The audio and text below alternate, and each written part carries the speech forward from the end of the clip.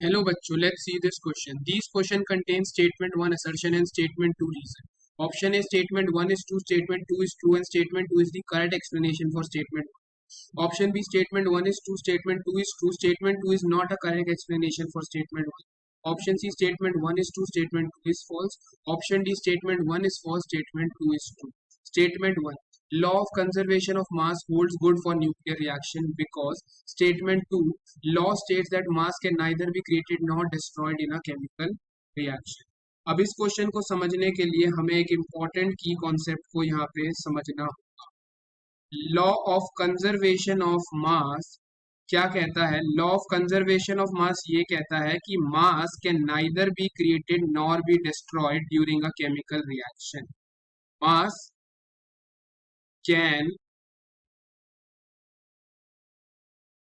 neither be created nor be destroyed in a chemical reaction. ठीक है, chemical reaction के दौरान मास जो है नाइदर क्रिएट हो सकता ना डिस्ट्रॉय हो सकता.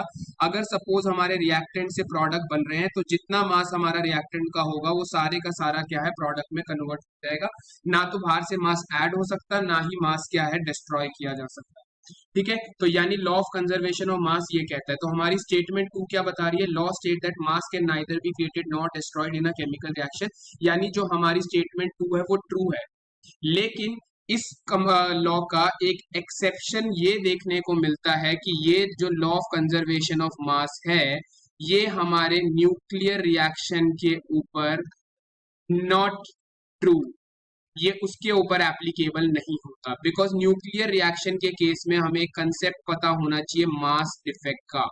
जब हमारे पास वहां रिएक्टेंट किसी प्रोडक्ट में कन्वर्ट होता है तो there is some amount of mass loss that is referred to as the mass defect, where mass defect is calculated as summation mass of the product minus summation mass of the reactant. तो कुछ amount of मास जो होता है यहाँ पे loss देखने को मिलता है और ये जो मास होता है ये हमारे पास किस में कन्वर्ट हो जाता है? हमारी बाइंडिंग एनर्जी के अंदर कन्वर्ट हो जाता है.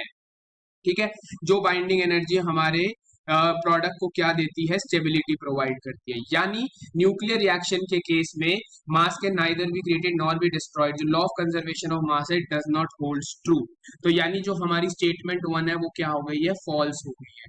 यानी हमारा करेक्ट आंसर क्या हो जाएगा? Option D, where statement 1 is false but statement 2 is true. I hope you understood it well. All the best. Thank you.